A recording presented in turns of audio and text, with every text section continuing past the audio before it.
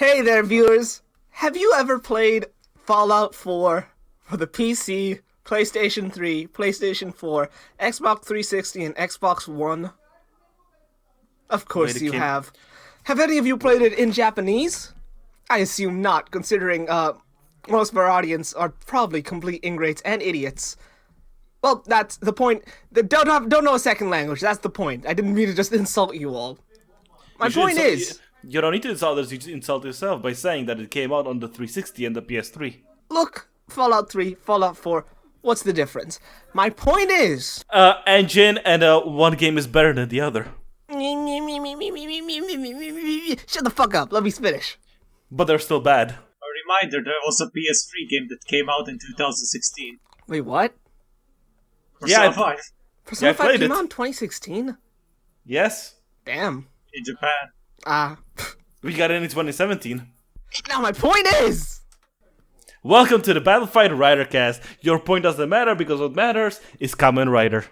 And to start off, let me just hit you with a quick fun toku fact. The voice actor from Hancock from Fallout 4 is actually the same voice actor as Kazuma Kiryu from the Yakuza franchise. Renowned tokusatsu series. Let us continue.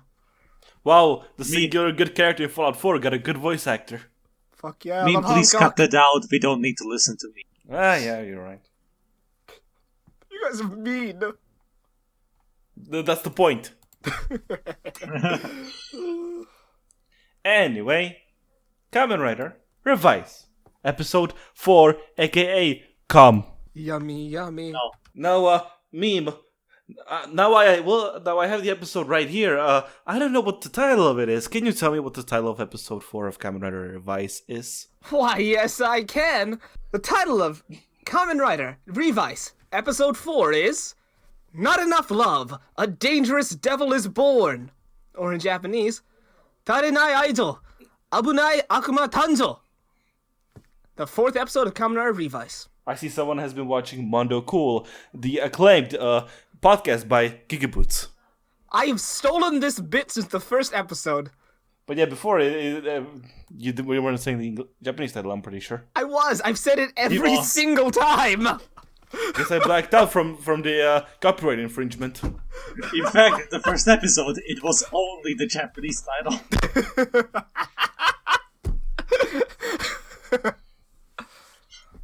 So, episode 4, we're continuing off. Orange Naruto. Episode 4, we're continuing off from the Daiji Guk Saga beginnings, where he continues to hound Daiji into, hey, send this release paper. Damn, Daiji has some really, self problems. And then he may have more problems in episode 5, but let's not talk about it yet. Oh shit, I accidentally made a good joke. Hey, you finally made a joke.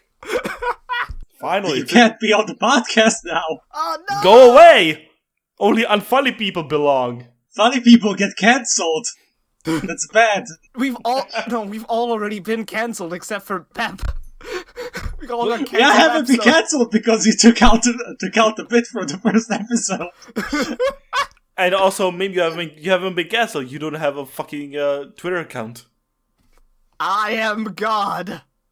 No, you're a coward. So, that out of the way. What is Kamen Rider Revise Episode 4? I just said. Cutting out from last time. And I also said what episode 4 is. It's Come. Now, what is Come? Wait, Twitter's still down. It's the thing you want to put in your mouth. Haruto Soma, my favorite Kamen Rider. Wait, no, that's not Beast's name. Never mind. That's the wrong one. That's the wrong one. This is what you get for not watching Wizard. And also, hey, that is my bit. I'm the Wizard apologist in this household. Moving on. I will explain why you're also the dad. We all need to get our role straight. I'm the Wizard apologist. Pep is the Kiva apologist. So what are you apologizing for, meme? Kamen Rider Fies. Go watch it. It's good. You say apologist as if I ever took any of your complaints about Kiva and said, nah, you're wrong. I can be the Kiva apologist too. I'm down with that. Or you can just be the centrist. Fuck no. Okay, okay. Jack. Okay, yeah, I mean, it's all set. You're the centrist of the group. Enjoy. Well, I guess I'll just sit Now, here and grill them. let's not get political about children's show. And actually Now, who continue ever did that? recapping. Moving on. We continue to get another scene of the mom of the child prodigy, or the child actress singing thing. Yeah, wherever you see her, and Sakura meets up with her, and we get this. Yeah, that's a scene with them, and then we get the. Wonderful description, home.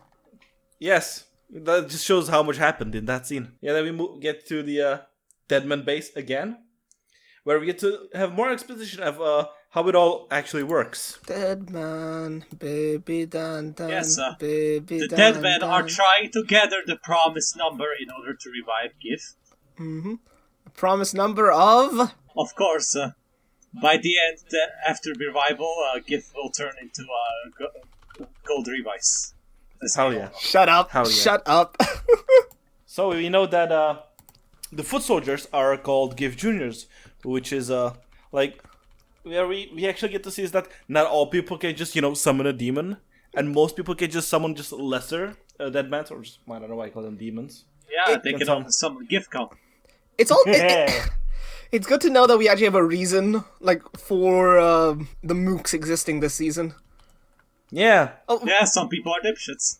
We also learned that Alteca and Julio are... So Alteca, Julio, and assumedly Aguilera are all gift decks. Was that the one? It's mainly just Alteca and Julio, who have advanced contracts with their demons, so where they basically became them. Well... The deadmans, I mean. See, okay, so that's actually the thing, because he only says Julio and I. So now I'm wondering whether or not, like, Aguilera is something different, or what the deal with her is. I mean, Aguilera is GIF's wife. Yeah, but, like, what does that mean? Maybe she's his. Maybe GIF is a demon. Oh. That's a... so she's just a human. Okay. That'd be interesting. We haven't really seen her do anything, like, magic-y or powery yet. So it makes sense. Yeah. And she's the only one of the group who thought, hey, maybe these outfits are they're really tacky and people can pick us out immediately out of the crowd. So let me just get a normal outfit when I go among the humans. Aguilera is the worst dead man, confirmed. No, she's the smartest one. Exactly, the worst. No, we need smart villains. I want cool villains! We need to make up. Isaac is the best. Yeah! He's not smart at all. That's why I said we need to make up for Saber so we can have finally smart villains. Aye. And it's finally revealed what we all thought last time, that the person who was the deadman summoner from last episode was the friend, Sakura's friend. Reject mother, become monkey. I wouldn't call it monkey exactly, but I get what you mean. I'm really happy that they got that out of the way, like, really early on. I thought they'd drag it out to another episode. Like, the mystery. It was the most obvious thing in the world, so of course they wouldn't drag it out. I mean, it's not really a mystery, but they give you the answers. I mean, you basically had the answer since the beginning of the last episode. You say that as if you haven't watched Kamen Rider Kiva. I say that because it's not written by the same person who wrote Kamen Rider Kiva. Moving on. Yeah. What if? No. We have already banished him. No way. He doesn't need to return. This is the But plot can twist. What if he went on a trading arc between the Kiva arc and Geo and now? No. Oh So it shit! got better. Wait, no, he went on a training arc. George is Inoue. Counter argument. If what you say is true, then Rider Time Ryuki wouldn't happen. Wouldn't have happened. I'm pretty sure Rider Time Ryuki was before the Kiva arc. So you may mention George, but after the opening, we got back to see what does George's abode look like. His gamer pad. His male living space. Yeah. So his building space is just a room with every single Kamen Rider toy ever conceived, and it's also his gym. I just realized, he has the stamp container thing with like a bunch of different stamps on it. Why, if that's here, then what the fuck is the deal with the other room we see next episode? It has like individual like stamp holders with one stamp on them each. Maybe that's for finished stamps, and the one in this room is for the ones that Okay. Yeah. So yeah, you see the Daiji, the cuck of the season, get to meet with the Chad of the season in his Chad room. God, I love those head busts. It's so cool. Sadly, none of the energy from the Chad room has affected Daiji, so he's still a cuck. I don't know. I think don't know. Daiji gets a Next little. episode might imply he did get it affected. I think Daiji gets a lot better. He may have gotten affected, but that doesn't change his cuck status. Oh shit! Wait, I just had an epiphany, but I'm gonna save it till next episode. Yeah, that's what I was hoping for. Anyway, we now get to cut from that to hey, you gotta get to the idol group with the child from the last episode. Obligatory Rider idol scene. Yes. Actually, no, Saber didn't have one, did it? And we get more. We get some background info that I don't know if it was in the last episode. Like it was mentioned that Iki and Sakura's friend, that they knew each other, but here we get a bit more background on that, where they were very close. It was implied that he had a big crush on her. Yeah, I love this continuous thing that they do, especially for Iki, where they build up, or not build up, they flesh out his character or like and his past, not specifically by going deep into it, but just offhand comments. It's great. Like, He's great. Yeah, it just makes it adds to how like of a just a regular like nice guy he is, and it makes the world more connected. Yeah. Which is good because it helps you like believe all the weird shit in the bath. Yeah. Like, it makes also, it feel. And then we're getting immediately followed up by Iki being a dipshit with, instead of a Benito box, I brought you a Benito basket. Or a bento, not Benito, bento. Oh my. Benito. Okay. Bento boxes are out. Benito boxes are in. Just an entire box full of bonito flakes. Yes. Edit it in, please. Edit in. A bento box full of Benitos. The fuck? Okay. Okay. I believe in you. I believe in you. That's just a way of never mind, continue. So after that, we get to see that, this scene also was the culmination of, what was her name? Was it Ayaka? The friend's name? Yeah, Ayaka. Ayaka, yeah. Yeah, this is basically where her mind goes kaput. Where we truly see just how her mother just basically she just completely just blocked her out of existence because hey, I have my child is an idol. That's the most important thing in the world. What do you mean I have another daughter? She reaches the despair singularity. And here we get and here we see like what the true plan behind just giving the vice stamps to people and having more dead mans. Like the true I'll just say that this is the first time since Wizard where I felt the villains, like the monsters of the season, felt actually terrifying, like in their concept. Mm-hmm. Where their plan isn't to just give random people vice stamps, they just have them go ham, which we'll see exactly next episode, but specifically giving it to people that have nothing to lose, that have basically given up on life, so that they could have them, so that you can convince them to instead give up their life to Gifu-sama. Motherfucker! Now that you say it like that, this is actually exactly what happened in Wizard.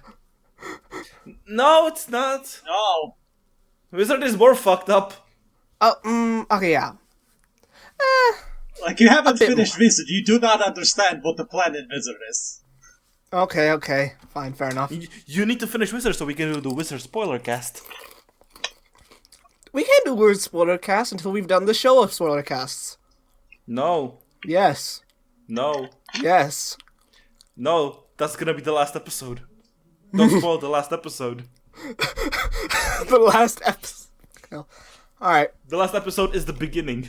The beginning of the universe. Oh fuck! We become Hideki Anno. Don't spoil future content. Stop. So yeah, since Ayaka basically her mind breaks in this scene where she summons the lion dead man or whatever it's called. Kong. It's the Kong dead man. Or Kong dead man, where basically, like at that point, the mother is like, "Go away, monster," and that's like, "Okay, fuck it." I guess it's like, she grew a nice pair of hands on her head, though. What? She grew a nice pair of hands on her head. Oh, I didn't notice that. Yeah, here we get to see like Aguilera in her civilian costume, so being like, "Yeah, like fuck that bitch. She's not worth it. Give her some though. Go suck his dick. Come suck his dick with me." No, you can't say that. She's a child of GIF. She's a child of GIF. You can't say that. And I was like, "Okay, let me sign this contract. It's time to suck the dick." No, it literally says child of Lord GIF. You cannot. Well, hey, there are times when that didn't stop priests. Okay, that's it. Move on. Yeah, and this also is this is very much like the emotional high, like low point even for Ikki. Where you see someone who has fallen solo because of their family, and how much that has damaged their mind. I didn't think about that, like dichotomy. That's pretty cool. Yeah, Certainly not foreshadowing in any form. and we also see this also have where Daiji fucking goes off on Ikki. Which I don't understand because Ikki was here before Daiji was. As we established, Daiji is a cuck. Daiji is just he just has the biggest jealousy burner for Ikki. They both knew who was like most likely to be the next victim, and Ikki was the only one of them who's proactive and actually doing something about it. Yeah, because it's the only one with the belt. Okay, yeah, but also Daiji has guns and a big. He's got like a big old like organization behind him. Yeah, but he's just a but monkey. Those guns don't do shit. Yeah, they do something. And he's not even that high up in the organization. Is he not? He's the captain. Yeah, but that's like, have we ever seen him commanding anyone? I guess not, but like he can't even command himself. What do you expect? They said he's a cuck. I sort of assumed he had a bit more like pull, considering he was supposed to be a revised. But like, I like to see because they're both technically both in the wrong. Oh yeah, definitely. But Ikki is I would say is a bit higher. He's a bit more. I'm just tilting towards more Ikki's side than Daichi's. It's not just because of the Daichi is a cuck beam, but don't worry about it. And I think you're meant to like side with Ikki here. I mean, yeah, he's the main character. Yeah, but also because like. It works. It works that they're pointing out Ikki's flaws. Yeah. And then probably my favorite scene in the whole episode happens next. Yeah, where they both know what the fuck's going on, so let's just go to mommy, and mommy will explain. Yeah.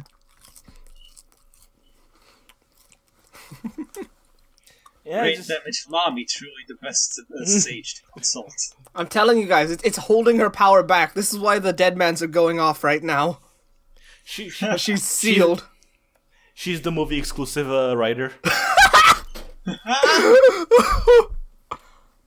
No way. The dad dies and becomes her devil. Why? Because Kino, that's why. Shut up. I want to be Kino. It'll be tragic. And after that, we get Tragedy is Kino.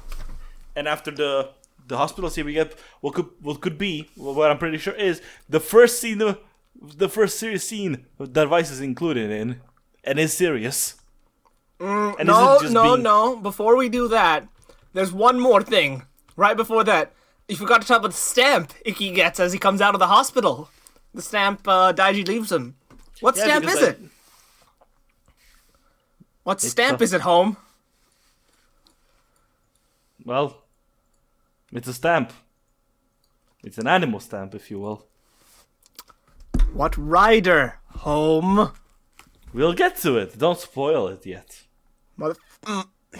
Okay, fine. I'll hold it in. Hold it in, boyo. We know what you want to talk about. But yeah, give first proper serious scene with the Vice. It is short. It is extremely short, but it is still there. There's one scene where Vice isn't a cunt. It also sets up something later on, which is Vice being a cunt. Yeah. I really love just how Aruto Ikki looks in that picture. Something about it. It's so genuine. It's the bow tie. Yeah. Well, also what we forgot to say is that makes it look like a shitty comedian. So it looks like an Aruto. What we forgot to say is that when Ayaka went, I want to suck a gives cock mode. Please stop. She wants to go bananas on that cock. Okay. Move on. Yeah, she beat up her mom and basically took her sister as hostage. And I see that because after the Vice and Ikki scene, we see them. They're on top of the building, and she's like, "I'm gonna drop this child," and she becomes spaced. I wonder why. Like, what was the point of turning it into a hostage situation? Like, the guns clearly don't do anything to her anyway, right? Her desire for that gift got fucked up with her brain, so she stopped thinking logically. Okay, me. Yes. The entire time, her one desire has been attention. Oh shit! You're right. Oh shit! That's so. That's so cool. I didn't think about that. Oh. And the only way that this situation can be fixed, it can be saved, is with Ikki and the power of family. Yeah, the nosiest person in Japan. Using the power of family to take her and her mother into the spaces. Yes. Where we get to see some really good directing and editing. I will say one thing about this. It felt a little quick with the mom's turnaround. But, I understand it. I think if it went on for another episode, it would have, it would have dragged. So I prefer this. Yeah, she's a parent. She knows how to lie that she loves both children. It's just usually she doesn't do it. Oh, that's sad. I wonder where the monkey went. So just looking at Ayaka's transformed form. I wonder where the monkey went in that. Because with the other... What is it called? The hands on her head. Is it? And I'm just thinking, because what were the gift techs, right? The other two, you can really see their animals still in there, even if it's they have a ton of other stuff over top of it. Really? Maybe you're sure you can see Julio's animal in his form? Yeah, he's got a fucking wolf tail. What do you mean? Because nobody could tell it was wolf until it was told to us that it was wolf. Yeah, but once you know, you can tell. Meme. A lot of animals have tails. No, but he's also got the fur and... A lot of animals have tails and fur. Oh yeah, but wolves also have that, and because he's using the wolf wise stamp, therefore it's a wolf tail and wolf fur. I don't... Yeah, but you couldn't tell before. I couldn't... Now that I know, though, I can tell. I know this is a monkey. I've known this is a monkey from the start. Where is the goddamn monkey? I want my fucking monkey! I'm gonna send you the picture and you see the monkey. I swear to God.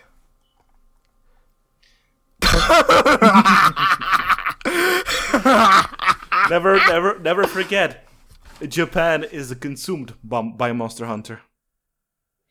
So anyway, after Erika basically has a change of heart, she still has that advanced contract, so she goes berserk. Those blood tears are fucked. Like, straight up. And yeah, as Ayaka's sister is falling down, we get to see the best form. Let's go. The peak, Let's go. The absolute peak. It's the Pterosaurus form. Not only is it the Fies form, it's not just the Fies form, it's the Fies axle form. Like I said, cock up. I cannot believe they added a form that references the main character of Goodbye Volcano High. Shut No! No! Yes. No! We do not talk about it. Okay. Not talk about Before it. we go on with this heresy, I need to talk about how fucking genius that introduction was. Like, him getting the stamp. Because those of you who've seen Fies probably already know what I'm talking about. Those of you who haven't seen Fies, there's a certain scene in Fies. You know, a lot of people hate it, where Main Rider Man, Main Rider Man's having a conversation with an unconscious lady. You know, he's just talking. Other main character man is outside. He listens. He hears like the first half of it, and then leaves, and then thus ensues about 10 episodes worth of conflict. And Revice did the opposite of that. And, you know, it feels very good. I just like it a lot. Yeah, it's almost as if that scene let them slice me fat. So. Shut up! No, it's justified. It justifies the means. Thank you. Yes. It makes sense for both their characters. Fucking fight me, I will stab you. So yeah, and in the Vice form, Vice becomes a fucking a hover bike. Editor's note make the ends that justifies the means sound like it's 10 feet away. Editor's note. Coming from the left ear. Editor's note. How the fuck do I do that specifically? You had echo. But like, what from one? I'll have to fiddle around with that. Okay, I'll cut all that that we just talked about. Editor's note. Don't.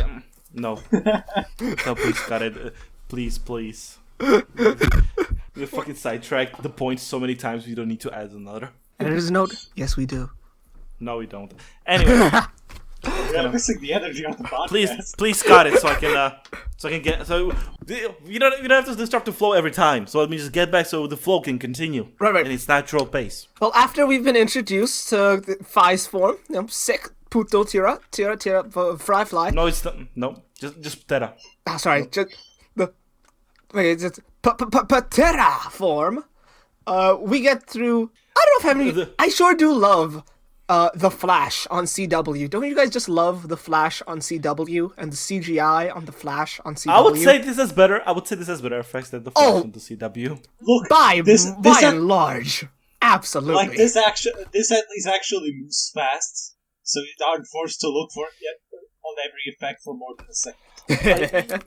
Like the stuff still doesn't have Unreal 4 down to pat, but it looks better than in Saber. But when Unreal 5 comes out, they'll really pick it up. Hopefully. 1 second. You have many seconds. Hey, I get the joke. Unreal 5's already out. No, just the beta. Aww. It's not out in full yet. It's not out there. But yeah, we get the insane action scenes in the Unreal 4 dimension. Nintendo, hire this man. Where Iki remembers finish it off with a rider kick, or Deiji remembers that he has to finish it off with a rider kick and tells that to Iki. And so God, he does. I love George. I love George so much. He's like finishes it off. Also, another like I just love the scene like where Ayaka throws at them the two buses and they just untransform to go in between and then transform back. That was so sick. That was like the most 0-1 like action in this whole thing. I would say less 0-1, but this felt like something out of Devil May Cry. Actually, yeah, See, I was thinking like that specific scene in like episode 1 of 01, where he gets like the bus thrown at him and like he's jumping through the bus to get out. I was thinking more of that scene with the rider kick, but that felt very much episode 1 of 01. Oh yeah, that one too, like him kicking straight through. Also, What I'm I love the presentation at the end there. So wait, Home, are you implying that Daiji is Virgil from DMC? No, that's Virgil. Does the guy get divorced level 2? No, he's El Virgin. I mean, he could be the Virgil. We don't know what his devil is like. Hint, hint, nudge, nudge. His devil might be a Chad. I can be You your don't know. angle or your devil. No, it's Devil. It's Devil. Devil. It's devil. Oh damn it. For this entire part, I want to request Iki as Dante and Daiji as Virgil from DMC. The DMC. No. Also, Why No, are you no, saying no. DMC Also- the DMC, by the way? What does that mean? The reboot by Okay. Ninja Theory. Also, Alright. correction. Iki as Dante from DMC 3. Why? And Daiji as Virgil from DMC to DMC. Why? That's the most Don't forget- appropriate. Don't forget to give Daiji a badly photoshopped fedora. Oh, That's you know mainly I don't- why. Who's Nero? Sakura. Oh shit. No. She's Lady. Alright, we're moving on. Got sidetracked again. George is Nero, clearly. Nah. No, George is Nico. No! Yes! When you make that picture, just put Sakura way back there in the background. Just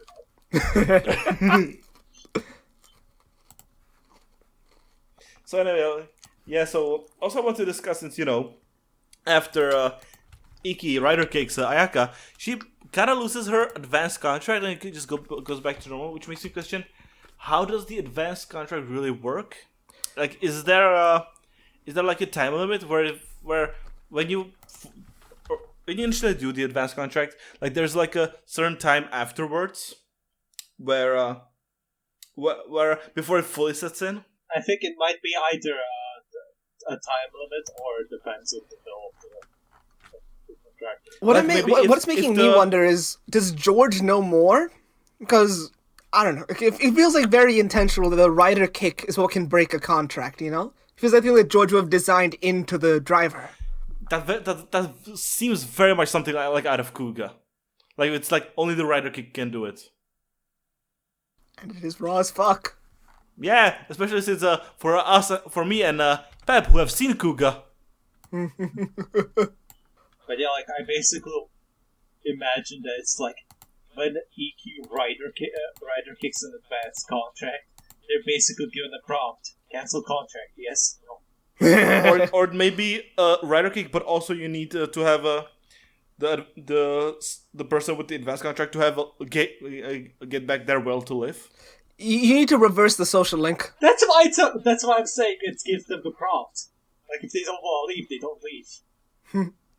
Oh man, that'd be such a raw moment later on. Like imagine that, he's fighting someone, and he does the rider kick, and he turns around, and there's still a monster. Also, I don't know how to feel about what we could basically say the reverse bit from a Forza, where before Forza Asians he gets the 1, 2, and 3, and then when they finish the fight, you have Vice going 3, 2, 1, or 1, 2, 3. I really like 3, 2, 1. Well, 3, 2, 1 was also in Forza. No, I know. I mean, like, I really like it here because it leaves some really good gags. And I really like it helps build into Vice's personality here. Which I will still say that the Vice is a mess. I feel like he's just there most of the time, and he doesn't get proper moments where he gets to be a character and not just, a fly buzzing around Iki. I feel like that's kind of the point right now, because Iki also treats him like a fly. Like, I feel like we're going to get a moment that's going to be Iki, like, it's going to be him having to get serious. Like, I get it, but I would want it to happen before episode 10. Mm-hmm. Who knows? We're still, like, less than halfway to episode 10. You have to understand. There's next episode, like 48 episodes. We need plot for all of those. No! Kamen Rider Revise, episode 5. Wait, I forgot the one scene before we go to episode 5. Oh, we need to talk about the last scene of episode 4. Yeah. Well, okay. So so after the big countdown and Iki gets his love catch, we change scenes. Well, first we see We get to see Ayaka in the psych ward hospital. first. Oh, is it the the psych hospital? ward. Oh, it's the psych ward, yeah. Yeah, because I thought it was the boards in the back. Oh, the hospital part of the psych ward. Of the hospital. Then we move on to Iki finally signing his contract with Phoenix, and Daiji and him, making up and being good buddies again. And then suddenly we get a scene that made all of us go, Yuto Sakurai? Who? Yeah. Man, I love Kamen Rider Zero. Why did Iki Zeronos? No, that's the joke. That's the joke. That's the joke, motherfucker. That's the joke. That's the No. joke. That's the joke, motherfucker. That's the joke. You said it before. Only unfunny ones can be on this podcast. So anytime I want to make a joke, I have to ruin it. I hate you. I'm gonna be. I swear to God, my final mission is to get you That was on canceled. the God Tribe before we started. No funnies. Funnies are disabled. Fuck, was that below the no money? I didn't read past that. Yes, that it was right. It was right below it. Damn it! Also, motherfucker, that was at the end. Like you couldn't read the one line. You read the second to last line, but you couldn't read the final line. Too many. Motherfucker. Anyway, yeah. Are you saying the only unfunny ones can be on this podcast? Yes. Mother. God damn it! Get out! Get out! Get out! Get out! Get out! No, he has to stay in No, shut up! I'm out. because he thinks himself a funny one. You have to prove him wrong. I was about to add bones, but sure. And cut here. So and cut here. So why did Iki disappear from the picture? Oh, Why? He handed over his copyright rights to Phoenix, and the picture got copy strikes. God, God. that's fucked. So something I feel very interesting here is the fact that Vice seems to. It's not weird to Vice what's happening. You know? Like, he turns around and he goes, I get it. And the episode and he laughs and the episode ends. That makes me very suspicious of him, firstly. I mean, yeah, like Deno, where or the Taros were like cryptoids, but they weren't necessarily evil, even basically when they were Fuck, did introduced. you say cryptoids? Yeah, Fuck. cryptids. Okay, I'm sorry. Sorry, continue. I mean, what's the problem with adding oids to the end of the words? Many things are wrong with it. Alcoids. That's just the word. The word is just ugoid. It does not add anything. Troglodoid. Cocoids. Alright. So yeah, like, this seems to be like, maybe it has something to do with him being like, it's like, you can be a writer, but there's a price to pay. Very much like Zero knows. Maybe it has something to do with how, so you know how the other sacrifices, they're being cultivated by, using different stamps on themselves over and over again? Think about what Iki's doing whenever he transforms. He's using the stamps on himself over and over again. Like, it's distilled, but he's still using them, right? So maybe they're doing a Gaim thing. Like, overusing it is turning him into a Giftex, just like it did to Jesus. Where does Phoenix contract come in? I don't think Phoenix's contract comes into this. But I think that's just coincidence. But you say that we don't have any evidence that the same thing happened with Julio and Olteca. I know, I'm not saying that Julio and Olteca, the same thing happened with them. I'm just saying this might be happening to him like what happened to Jesus back in Gaim. I'm thinking it might be something completely different from what happened. I feel like it's something completely disconnected from Julio and Olteca and what they are. Maybe Because he's just becoming a We sacrifice. still don't know much about the devils and the dead mans. We still don't know too much about them. So this is very much like Vice knows a lot more about the plot than he lets out, but he doesn't give a fuck about letting people know about the plot. I think it's pretty clear that he's not Iki's original devil. Huh? Wait, what do you mean? Huh? What do you mean? What do you mean, huh? Because he doesn't react to things because when Iki stabbed himself the first time, he didn't react like the normal demons do. They do? What do you mean? Because when you stab yourself, the animal of the stab gets overlaid over the original demon, but it didn't for Iki. Oh yeah, that's right. Like Vice. yeah, because Vice just sort of comes out. He's not overlaid until he uses the driver. Yeah, shit, you're right. Maybe the mask is the overlay. But no, then why would he have the mask when he's still in like spirit form?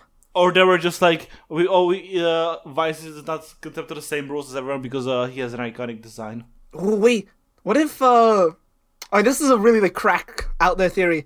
What if Vice is GIF? Maybe an aspect of GIF. Not like Yeah. him, but just an aspect. Like, oh, Wait, what if the sacrifices are not just, people that form the advanced contracts, Oh! but are people that have devils that are aspects of GIF? oh shit, that'd be so sick. Which would imply that at some point, fucking Iki becomes one of the sacrifices. Yo, let's go. I love Full Metal Alchemist Brotherhood from Full Metal Alchemist Brotherhood. You say that, but now thinking about it, Revice has a lot of FMA elements. Oh god, Mama Garashi, run! Don't worry, she doesn't have the anime mom hairstyle, she's fine. They don't have a dog. It's fine. What do you mean? Vice is right there. Wait! Julio is a dog. No, guys, wait. Look, in the corner of the shot. Do you see it? No! Shut up! That's not a See it? real dog. That's not a real See it? dog. Don't you? That. I don't see how it is. That's what happens when you transmute. That's not a real dog. They That's turned not a real dog into that. No, that's not a real dog. Shut up. It's a taxidermy. Instead of talking about not the real dog, let's talk about Kamen Rider Revice, Episode 5. The Hiro Mikak saga begins. Also known as. You said begins. I think it just continues. I don't. Hiro doesn't. I feel like Hiromi's Kaksaga has been his entire life.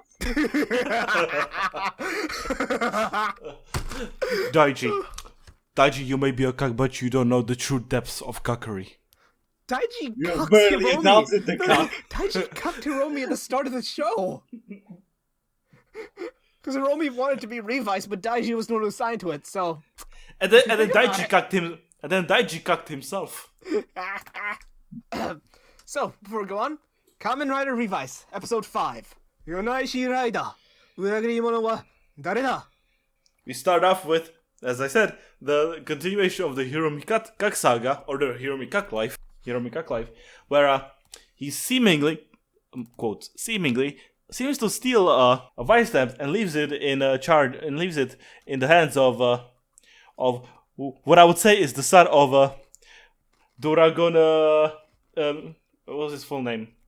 For that, I feel so much anger at this one scene. Because how?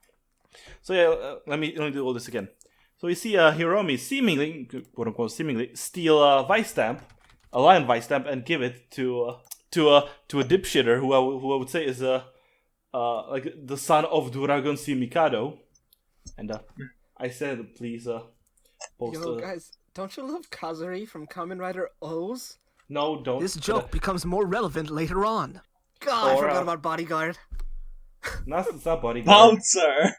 What? It's not Bodyguard. Wait, what game was it then? It's the bouncer. What's the difference? A lot. Because one is the bouncer. Ah, shit. Fuck. Spice went up my nose. Okay, Which country's spice? Mine. Green chutney. Okay, yeah. So, and okay, so hopefully this entire us searching images, the bulk has been cut. So end cut here. So before we go on, may I just say how incredibly, absolutely pissed off this scene makes me. Cause this piece of shit Hiromi, this motherfucker, how dare he think that he could know no fear, no pain. He wouldn't know no fear, no pain. I know mine that's Kagiri if it kicked him in the cowardly balls. I He just only said. knows more fear, more pain.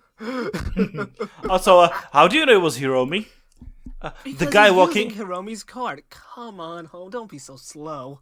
I don't know when Yeah, he it's- was. I don't know when he was walking away from the line vice stamp. His hairstyle didn't match. So what? He likes having a different style when it's nights out. While out of the person who was walking away with the walking away, while they seemingly did give off a cock aura, it was a different kind of cock aura. It was I don't know younger, what you're talking fresher. about. So yeah, after that, we get a scene of the cocks meeting, and they're talking about their cock lives. They're an r/. Nice guys. Where unlike Daiji, who is swimming, who is drowning in his own cockness, Hiromi wants to rise above being a cock. Editor's note: edit out the cup part of the cocks and just put a little beep there. No, leave in the cocks. Don't censor the cocks. So after the cock meeting in the bathroom, we have Iki's dad being a cunt on YouTube again. How dare he? He is trying to make a living for his family and support his business. Yeah, by I saying do want. I basically Iki's too much of an asshole to make a Twitter account, so we just make him respond to tweets in real life. Can you just say why did Phoenix officially sponsor this? Like, what? I am more stunned that face battle cost $500. I'm sorry, what? It costs $500. Fuck, 50,000 yen. They needed to spend that much money so that he wouldn't fall off his face. God. So then we get a scene of people giving off basically tweets in real life to Iki, No. Don't and say then Iki people responding. don't say people giving off what do you call it? Things. Say characters from a one manga. I was about to say characters in Yakuza sub stories, Oh shit, that's also good. That's even better actually.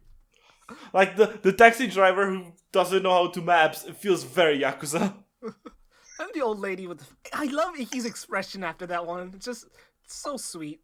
So sincere. I love Iki's MasterCard shirt. It's really good. It resembles the three sides of Iki. The Iki, the vice, and the money. Speaking of Vice, Toei. I am here to support Vice becoming a YouTuber. Yeah. VTuber, get it right. Yo. Okay, I'm sorry, VTuber. Yo. It works. Because Vice starts with V. I mean, it works. They just have to, instead of just, them setting up like a rig, like a CGI rig, they just record the phone. Because, that people can see Vice on it. God. When does that happen in this episode? Is that the end? I mean, That's the end of the 4th episode. Oh, okay. Yeah. And he signs the contract and Daiji gives him the briefcase. It's absolutely beautiful how, like, the second Daiji sees Vice, it's just like, nope, moving on. Yeah, and after Vice proclaims his dreams of becoming a VTuber, a senile old man shows up. Who is seemingly related to the fucking overall dipshit from earlier. Cosmo Ken's... No, wrong one. What the fuck? Lion Man from, Kazari. Kazari, yeah, Kazari. He's not Kazari, please don't insult Kazari's name like this. Shut the fuck up. Kazari is the biggest dipshit nose. Yeah, but he is a dipshit, but he has pride in it. Motherfucker He got doesn't stabbed get and turned bled into a out in the giant bloody street. pals. So yeah, after that scene we have you get to see Phoenix, where the Leaderman's like, so yeah, somebody stole our vice stamps. Okay, whoever it is gonna get thrown off this CGI ship. Somebody stole our vice stamps. Everybody looks at Hiromi. Also, Even the Hiromi way Hiromi looks, it feels like Hiromi is looking at Hiromi. Yeah, I mean, it is like, you know, to be like, oh, Hiromi did it, but I feel like it's more him realizing, okay, so I know that somebody stole my card, so that's what they used it for. Oh, I you're feel like the right. entire- He would know that, wouldn't he? I feel like the entire episode is like he's trying to frame Hiromi as acting suspicious, but he's acting perfectly how he acts in every other episode. Yes. That's why Hiromi was the perfect target. He's just such a dipshit. And then we get to see Japanese Jake Paul, or Low Paul, or Ice Cam, or whoever you want it. Okay, I want to point out how weird it was watching this scene. What do you Because he's walking into this building, and I'm like, why isn't he wearing a mask? mean? Oh. I mean, more to show off how a dipshit he is, he doesn't practice social distancing. Yeah, but no one else in the building does either. I mean, remember, that Kamen Rider takes place in the world where COVID didn't happen. Though, to be fair, they work in a black company, so maybe it's a company policy no, to no. not wear a mask. Meh. Also, remember, this takes place in a world with 0-1. Remember? So they probably have a way around Also in the it. world of Saber. So fucking explain that shit. The funny part... That's fine, nothing substantial happens in Saber. 0-1 is that scene was recorded in the hidden intelligence set. Yes, it was. Oh no! God. Everything went to shit after Naruto went to space, huh? To learn more about that, wait for next episode. Or wait for this episode if... Lemon! hadn't been such a cunt. Oh, you mean you? You mean you? That was you.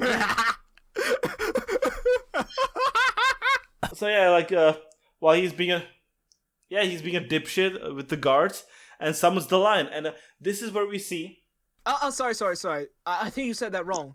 He was being a dipshit, and the guards come to apprehend him. And in defense, he summons his stand. No, Kamen it's not Rider O's. O's. Come on, Hope. Yes, it's it is. clearly Shut foreshadowing up. that It's... Bond here will become the Kamen Rider O's Steam Rider. No.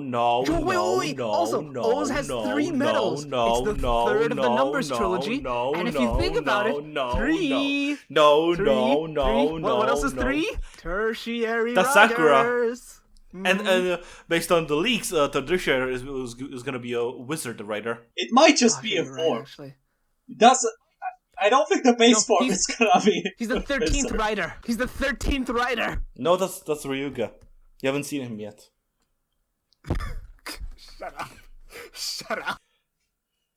So yeah, also, and so while he's being a dipshit to the CEO of the company, we have Iki and Vice show up to beat him up. Or mainly, Vice beats up the Deadmans while Iki verbally beats up the fucking kid.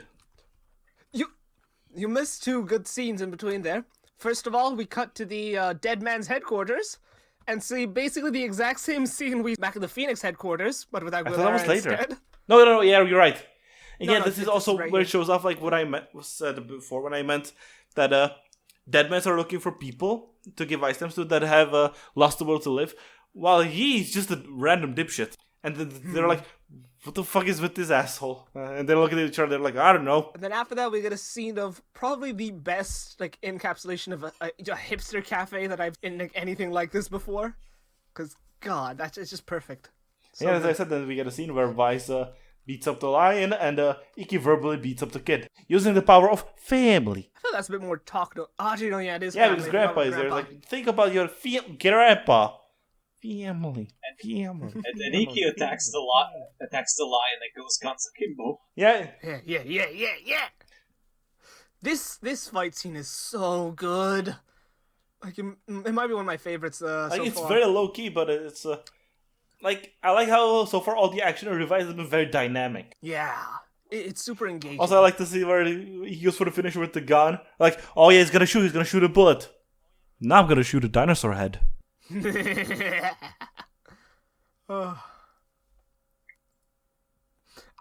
it's point blank too, which is so good. Oh wait, no, it's the one after that. Yeah, then Oh right, and before we see the dinosaur head, we see even more proof that this is the no, O's it's rider. not. Because the devil uses Gata Kiriba's signature ability, I'm just You're saying, setting up come on. yourself to eat shit in like 3 minutes. You know that, right? So yeah, after that we get a scene of like the kid seeing that he made a mistake, and then the grandpa comes in to give him a sweets. Yeah. Aww. We love Grandpa. Muscle we stand takes Grandpa talks in to this his house. grandpa after having post-up clarity since his demon was. I mean, it makes sense it would happen since your demon is literally sealed. Your worst parts are temporarily suppressed. And then we get after that. Oh man, I wonder if that like do the demons like slowly break out over? Because like you said, like their worst parts being suppressed, and the demon is like manifestation of their worst parts. And after the consolation with the grandpa, we get see him back with the dead man's.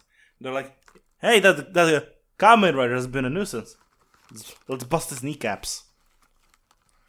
And Zolteka was talking about and is about to touch Give-sama. Aguilar almost breaks his arm.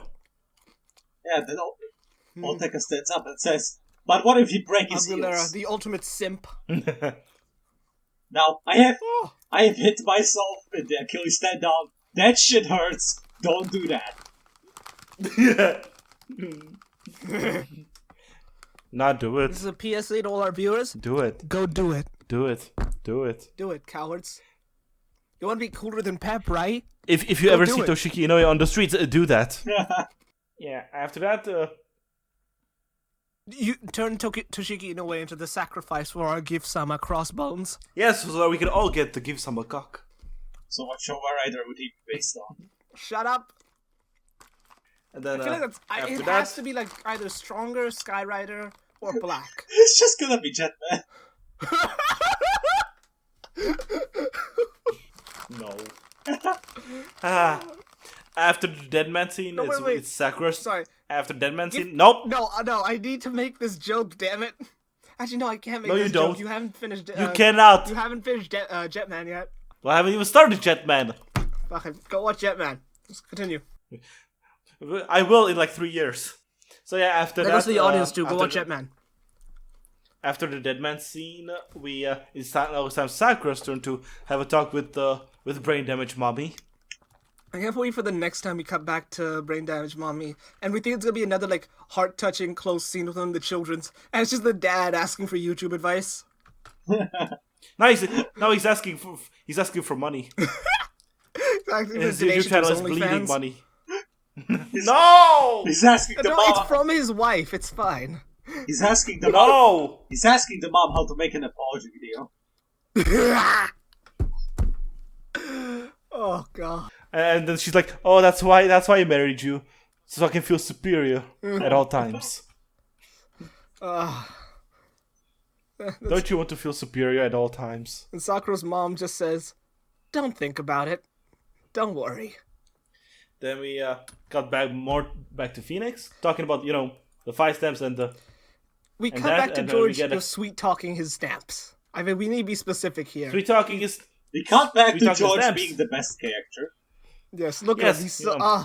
My heart. sweet talking is Doki sweet doki. talking stamps and sweet talking stamps and practicing his killer moves. Earlier we said the commander wanted to toss whoever stole the stamps off the ship. George would not be satisfied with that.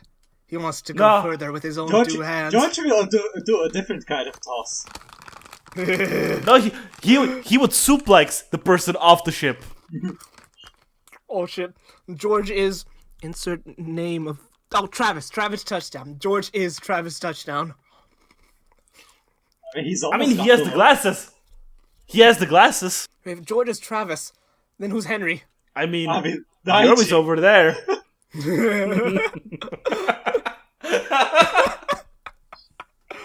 God. I mean, makes sense. Henry is a cuck as it was established. God. I mean, watching Daiji this episode, I would be willing to believe he'd watch Thor and think Iki is a devil. Alright.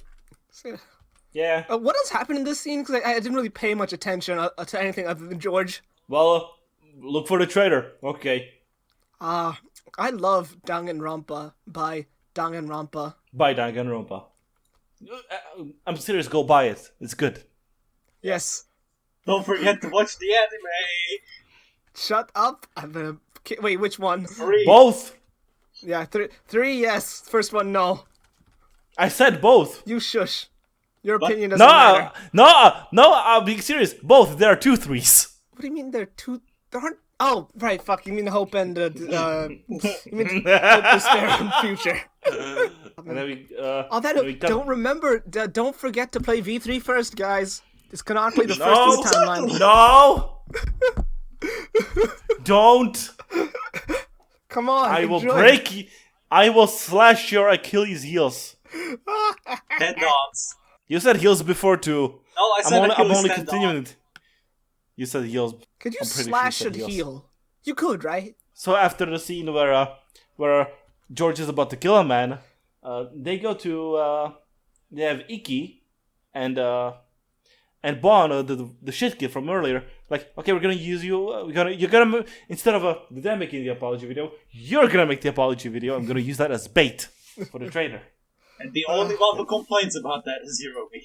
And As always. while we're talking about this scene also has, me and Pep talked about it earlier off the cast. But this has probably one of my really, really cool cinematography throughout this whole scene. It's really cool. Because first we see all the Igarashis are, they're locked behind something. Which, Pep, what does it symbolize?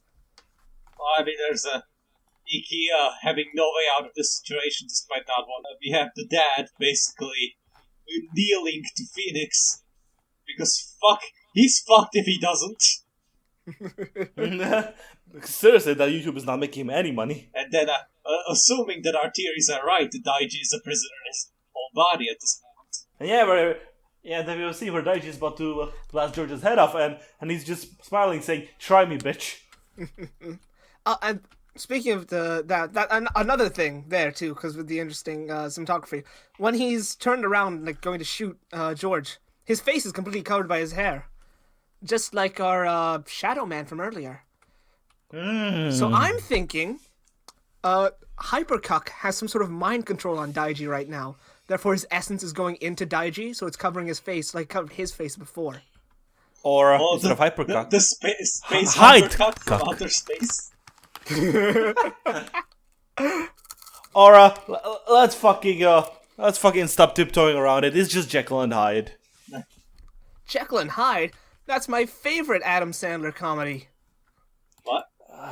I don't know. It just seems like the kind of thing that would be Adam Sandler comedy. I should have just went for it. Why don't you just make it about Jack and Jill? Yes! Yes, it works! Yes! And I there's was afraid- any indication that I wasn't.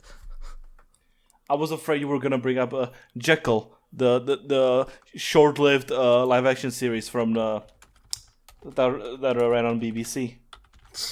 That was from the showrunner of Sherlock. Home. You can't take any literal character, any character from a novel. Say, oh, I thought you were talking about the short-lived show from TV Provider, and I would believe you that exists. I feel like a So majority shut of those the would still fuck be up. BBC. No, I was specifically talking about that one because that one is terrible. Is unbelievably terrible. Or alternatively, the Korean K-drama, Hyde, Jekyll, Me. Good romance, good rom-com, go watch it. Let me tell you how bad the Jekyll show is. The story of the book is canon to the show, and the show ends on a cliffhanger saying there was no potion. Home. Don't spoil future content. No, that's not gonna be future content. I refuse that being It's technically future content. tokusatsu. No, it's not. Yes, it is. I refuse there being Hyde clones that are also Superman. Let's go. No. That's been your This is teaser the- for episode 5. Sorry, no, I mean episode. No. Episode 15. No. I've said it. We have to follow it now. No. Suck on a gift's cock. You deserve it. I won't. Now Jekyll's cock. I just wish I didn't say that out loud. God, my height took over. Jesus. Then George gives Iki the lion by stamp, and we move on, never to talk about this again. Giorgo Leones. Then we get the best scene in the 2 episodes we just watched. I don't even know if you would call this a scene. A cutaway gag? No. it needs a deconstruction of in and of itself. It's time to spend 15 minutes just on this one scene. I'd like to just say, based on the angle, he is looking.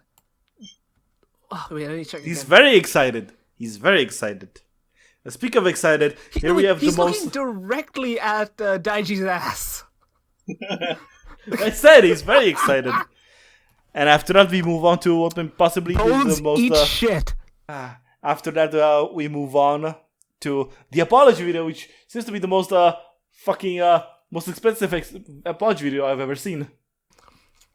Even has fake camera flashes in the background. Yeah. Well, it takes place in the trademark Toei warehouse. Trademark, copyright. Oh man, I love this place. This is where Date dies. The first time I remember being shown was in Hibiki. But Hibiki isn't a Rider season. No, it wasn't in Hibiki. It was in the Kamen Rider Agito special. That was the first time I seen it. It was in the new transformation special. Is that the movie? No, it's a special, not movie. I wonder if the hole in the roof is still there. I probably fixed it by now. You think? Oh, It's still a... Yeah. It has every single piece of battle damage from every season of Rider and Tsuru Sentai in here. Did I remind you that they recorded in a flooded mortuary for an entire season? No, you need to understand that was for effect. It's for atmosphere. Oh come on, they don't treat their shooting spots as badly as Gills' suit. So yeah. As most suits, not just Gills. But Gills especially. Yeah. While we see the fake apology video being done, we also see Phoenix troops being around. Specifically the shots focusing on Hiromi and Daiji. And and then we get a scene where seemingly, quote unquote, Hiromi points his gun at his troops. Yeah, it seems like that, but then watch his expression. Yeah. I think what Hiromi's plan is here, he's gonna kill everyone who could possibly cuck him at this very moment. So that he So cannot be everybody. If that was the plan, that's a very bad starting point. You need to start off with something more higher caliber than shitty foam pistol. But this is what we think this is where out a fucking revolver. yeah, it's like once again this is a letter misdirection where this is more specifically Hiromi pointing at the traitor. It is not cut end. It's for It the is not cut here. It's used for the abuse of power. That's good. Yes. Okay, it is not cut here. So as he's about to slam the Vice Stab with the total real sledgehammer, we have the Hispanic boys show up. They're like, dipshit, you thought it was a real Vice Stab? It's a toy. Unlike the real Vice Stabs, which are not at all toys. I do want to point out that even though it was clearly obvious that the Vice Stab was fake, just for a second, all believed it was real, and as Masao dropped it towards Olteka and Julio, he screamed very loudly, "You idiot!" See, he's smart. He has the power to be the next Rider. I'm still recovering from Inoue writing. I'm sorry. Understandable. That very much felt like a setup from an Inoue season. I think everyone who's ever watched an Inoue season is still recovering from Inoue writing. Me! So, yeah, then we have Olteka and Julio transform. So we get to see that Olteka is an octopus. Or, as they say in Japanese... Nipponese. As they say in Nippon... One second while I wait for the subtitles to Nihongo. Daioika. Daioika. I don't know how to pronounce this. Olteka. Olteka. Okay, guys, if you're watching the episodes, then it shows like a good shot of Julio's monster design. I want you to pay attention to his chest, because it's really fucked up now that I look at it. Why is it like Wyatt? Oh, fuck! Oh god, yeah, you're right. I didn't... Squishy. Ugh. It's not just squishy, it's like... It's veins and arteries coming out of his heart and going into his guts, which are also hanging out. And he's also using them to hold together his jacket. His whole chest he just doesn't have a chest, it's just all his organs. Yeah, but he has a cool pop-up color. God damn. Man, the designs this season are so terrifying. I love them. Yeah, finally, I feel terrified of the... Like, I feel slight, terrifying tinge of the monsters. As I said, I haven't felt that since Wizard. Saber felt... See, I feel like that's okay for, like, season, like, 0-1. I don't know. Geo, like, from what I've seen, has some pretty scary looking, right? Okay, I say Wizard, though, I will say, like, the monster transformation in 0-1 were pretty terrifying. Like, when they go from their, the androids go from their, the human guys go from their, human design to their monster design, how they basically, like, tear off the human skin. Yeah, that's true. That's true. I feel like just designs on their own, though. Like, even, like, Geo had some scary ones from what I've seen, and, what do you call it? Actually, no, yeah, that's far back as I can think of for scary design. Like, there were, there were, like, horror designs before, but the context of, like, what the monsters, their goals are, what they are, helps to elevate them exponentially. They feel like Garo villains is the end result. Yes. I say that having not seen any of Garo. Soon. Yet. Yet. Don't spoil Future Content. I hate this running gag so much. It's the one running gag we have, please. Don't hate the one bit we have. We have only that one bit. Oh man. And the Daijigak saga. I can't believe you guys have forgotten my... Man, I sure do love reference from reference. I feel offended. What? You never did that. Though I suppose we might as well retire the Don't Spoil Future Content one, shit. because I already peaked with it. How... No, that's never getting retired. On the last episode, we need to say that. So we get a fight scene as Vice finally begins his YouTuber adventure, where he gets the fucking shit kid to record him. Does he get a shit kid to record him, or does he just grab the camera? I think he grabs his hand, holds it. But yeah, like another really cool fight scene where they actually use the warehouse, like not just the part of the warehouse where there's nothing, but the actual warehouse part. Yeah, there's a lot of like great jumping around and spinning shots. Yeah, about the pillars and shit. And then we get what clearly isn't the O's form. What do you mean?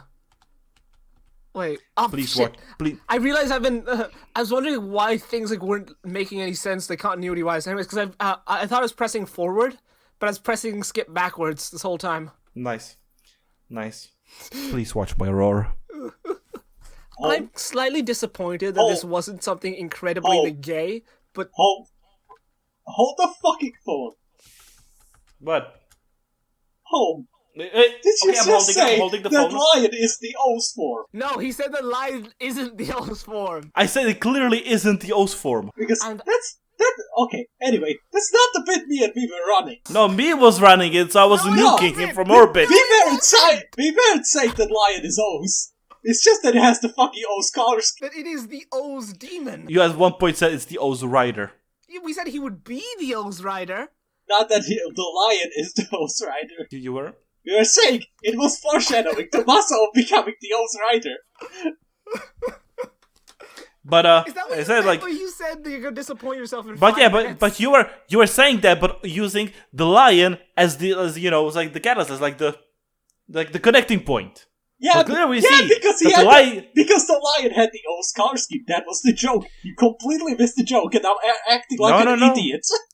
No, clearly leave that in because I'm not the idiot. Because we can clearly see here that the lion form doesn't equal O's rider or like an O's form. It's clearly the Kuga form. It wasn't about the lion. It was about the fucking color scheme. You goddamn idiots. Viewers, go to Holmes' Twitter. Go down to the description, find Holmes' Twitter, and at him telling him how much of an idiot he is. No, I'm not an idiot. I'm not, because I was never following your jokes. I was following my own jokes. And your jokes are bad and don't work. And Yes, make you they look are. like an idiot. Yes, they are bad. Did you forget? No funnies. Funnies are disabled. You know what? No fear, no pain, but one fear, one pain. This moment, right now. We've clearly peaked. Oh well. Time to end the episode. See you guys later. I can't do that joke. Fucking. We cannot do it again. Yeah, Pep already did Cut the this joke. out. Cut this out. I am the funniest one. Fuck you all. Yeah, you're so funny. It negates itself, so you're not funny. So yeah, the form is cool. I like how Vice does the henshin pose. But what's more important than the form is that the most important part is that the form only shows up for like 10 seconds before they fuse into the CG thing. So yeah, we have to talk about this. Right, yes. Neko. Neko-chan. Neko Vice. Oh my god, Vice is one step closer to becoming a VTuber. Yeah, he's a cat girl. And also, how is a Revice not gay? To form the CG lion, Iki has to put his cock right next to Vice's ass. It specifically looks like what's the one thing? You know the one. Like a river. It's a reverse doggy style. Iki clearly gets himself in a position where he's primed to go and eat out Vice's ass. Remember, guys. Wait. And smell his feet. No, one second. Let me find the. And then the big CG lion. No, the big CG Neko. Oteka. Lion Neko was cancelled. Ah, okay. Beats up Oteka and Julio, and then the first the Blade Rider CGI like monster form. And after that, stop here. The Kamen Rider shows up. Stop here, because I want to fucking gush about how good that moment is as the fucking lion balls Oteka. Oh yeah. Because first off, it's just genius to replace blood with ink so they can spray it everywhere. I didn't catch it. I just thought he had like black But blood. Secondarily, it's genius because it's based on Amazon. Yes.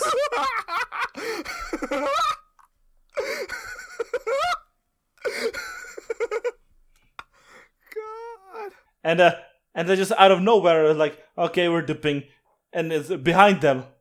Just no build up. No sound cue, no anything. No nothing. He just pops them on their shoulders like, hi. But who is he? You may ask viewers. The Kamen Rider. Look at all the white splatters on his suit. Not only that, it's the CEO of Gay, Kazuma Kenzaki himself. I mean, you're assuming it's a blade form, I'm sorry. Look at this man. Tell me how in what world is this not a blade form? Like, actually, look at him, up to down. How is he not a blade form? Tell me. He might get a blade form. What? Look at him. Actually. Also, he has a bat on his chest. He's the bat. He's the Batman. Clearly. Haven't you guys seen the SIC for the Navy Joker yet? Kazuma becomes Batman after the end of Blade. Anyway, I like the design. I like the design of let me look at the list here. Kamen Rider Evil, Subtle. Also, so his driver is called the two-side driver, right? Oh. That can be your angle or your debil. Now, y'all want the fucking biggest part of that name? Ah!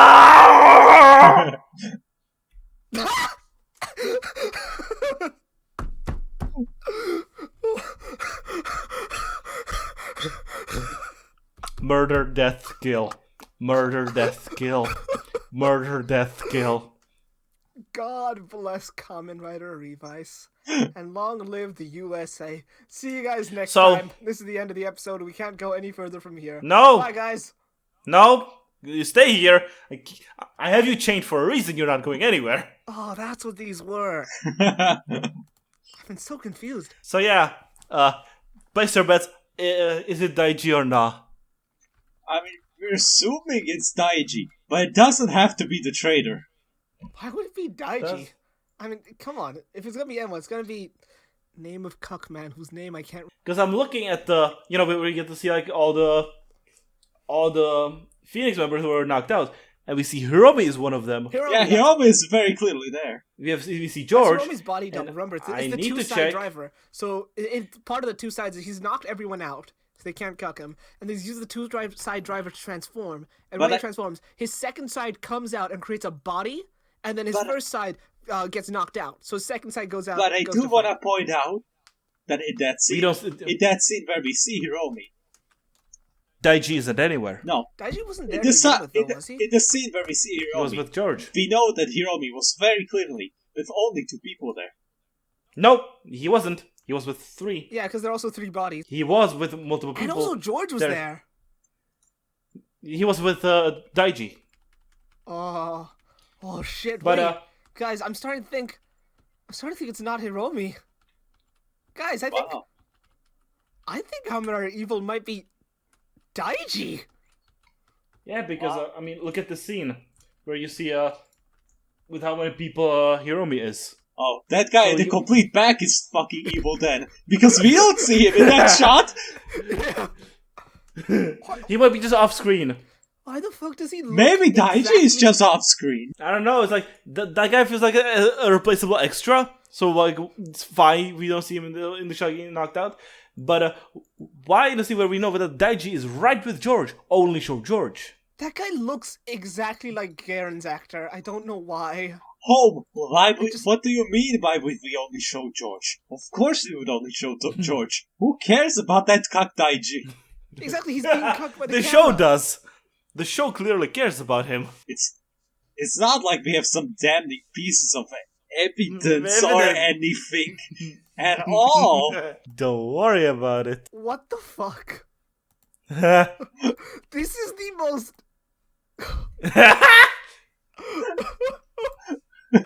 No, wait. I don't know if Show I can the go tweet along on the with this screen. though, because this was the same kind of like evidence the tweet people on the used to screen. prove that Yaiba was one second, wait. Metsubo Jinra was Bo in when Meme. 01 was airing. Meme, that was stupid from the outset. Because if you ever looked at Bo, you could see that the actor was a man. But here, this isn't like, some, silhouette thing. This is, fucking look at the hand. But no, look, it's 2 different colors. Wait, let me get a color wheel. No, that's the power of coloring. Or like, coloring the scene, and power of editing, and lighting. That's not how Color grading. colors work. Look at that. That man is clearly Color grading and darker. lighting. It's color grading and lighting. No, And also quality Those of the aren't camera. real. Those aren't real things. Those are real they things are. you're using to edit these podcasts. What's a podcast? Why would you use color grading to edit a podcast? Actually, yeah. Okay, for the sake of this joke, use color grading while editing this podcast. Motherfucker. Figure out a way What do you to mean, figure out? figure out a reason to use it.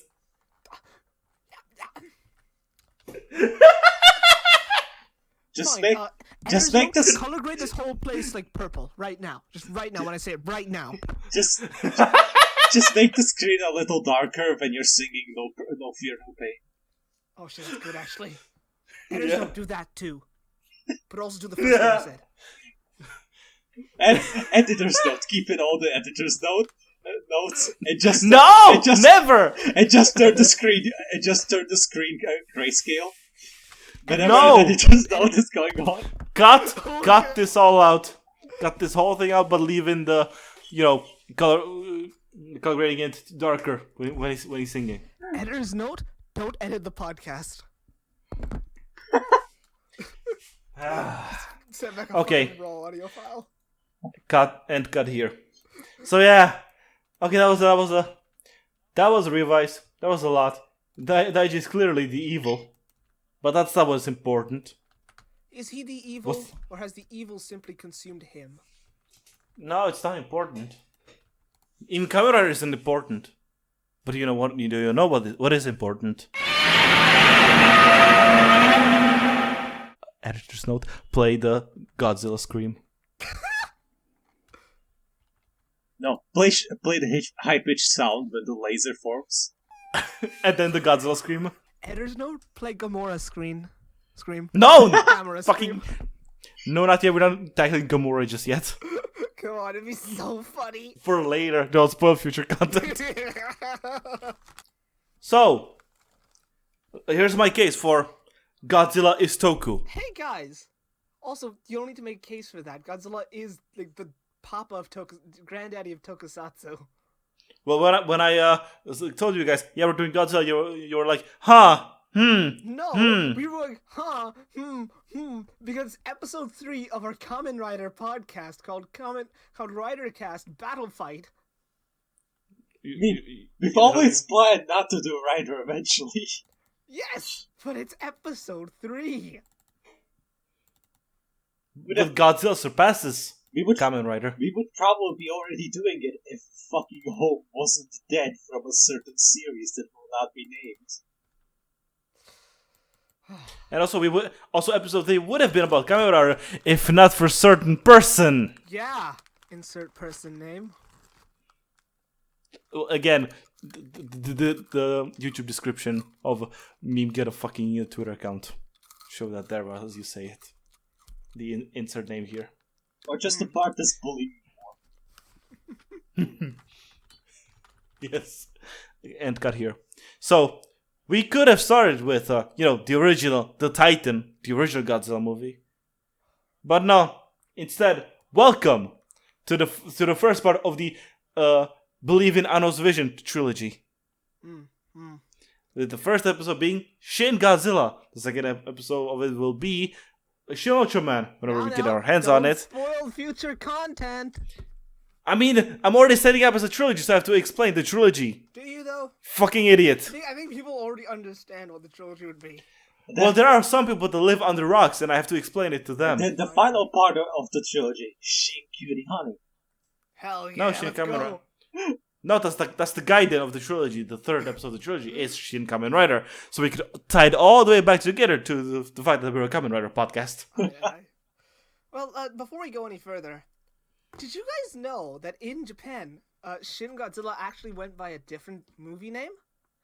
In Japan, Shin Godzilla was called Shugo Kaiju Shin Gamera. A bit of an No, it didn't. Doesn't have Godzilla in it? No, it didn't. I trust Anno's vision, so... No, it didn't. In Japanese, it was called Godzilla Resurgence.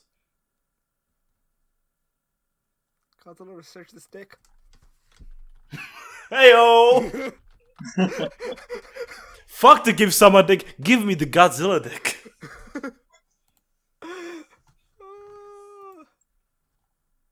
So yeah, Shin Godzilla.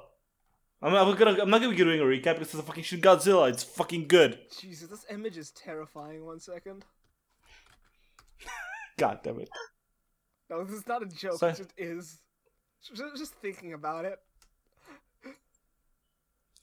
Just imagine these. Like, why have the people here running away in terror? So yeah, Shin Godzilla is very much different from every single other Godzilla movie aside from the first one. Where immediately after the first one, they basically became monster fight monster movies, just like they became the schlock. Where the first one was very much serious, very, very melancholic, very pessimistic, in a lot of sense. Where it was it even had a very dark ending. It had Home, suicidal eye patch I in don't it. think Shin Godzilla was any of those things.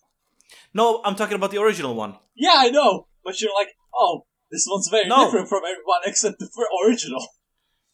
No, let me finish, motherfucker. As I was saying, where Shin is pretty like dark and depressing. But it's like less. Where- It's more like a. if you would let me finish. So, yeah, what's your favorite part of Shin Godzilla, Pep? Oh, it's death, kill. Murder, death, kill. Murder, death, kill. Anyway, after the first one, they basically became a schlock. Fucking fucking B dare action you. action movies How where the dare fucking you. monster fight monsters. How dare you call this series? They're that good the schlock. The greatest dropkick in all of cinema history, schlock. I mean, it's good schlock, but it's still a schlock. Eat shit. It's high grade schlock. It's very much high grade schlock. Like I'm not like I love schlock. I love schlocky shit. Fucking Resident Evil 6 is amazing. You know what else is high grade schlocky shit? Hell yeah. What? It's supposed to say what? No, I agree with you because you're correct. But yeah, after No, I didn't. But, I, didn't as- say, I asked you a question, and you went, "Hell yeah!" And the question was, "You know what else is?" Never mind. Never mind. I mean that was my answer. Hell yeah. Okay, yeah, moving but- on. But as the Godzilla movies were coming out, they basically started making less and less money until they made Godzilla Final Wars, which was pretty much the death of the series.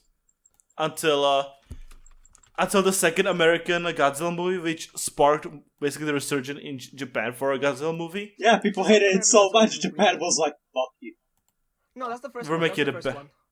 No. The first one was in was in the 90s. I'm pretty sure that was the first American one, and then the second one was in... Isn't Godzilla the first American one? No, they have two American ones, They hated or multiple. They hated the second one so much that Japan took that Godzilla from that movie and killed it in the new Godzilla movie. I thought that was the first one. Like, I thought that movie was the first Godzilla movie. In America, Because in America, I mean in America. The first American one was the 1998 Godzilla movie, which didn't even have the fucking atomic breath. 1998. So that's not like dinosaur Godzilla, right? That's the just... It's a big lizard that has eggs. I thought it was that lays eggs. I swear it was the big lizard who got brought back and then killed. And then in 2014 they made an actual Godzilla movie, like an American one. And after that, in 2016 came on Shin Godzilla, and instead of it being just another schlocky Monster Mash movie, it's they asked themselves, hey, what if Godzilla never happened?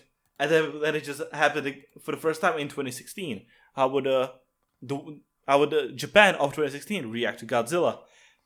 And Anno asked that as he was looking over news reports and documents of the 2011 or 2012, I don't remember which year it was, tsunami and the Fukushima meltdown that happened, and how the Japanese government reacted to it, and Anno went, so I basically have half the script done. Because honestly, the first third of the Shin Godzilla feels like a satire of monster movies and of disaster movies in general. Like the fucking comedic timing of the politicians going from one discussing one matter in one council room.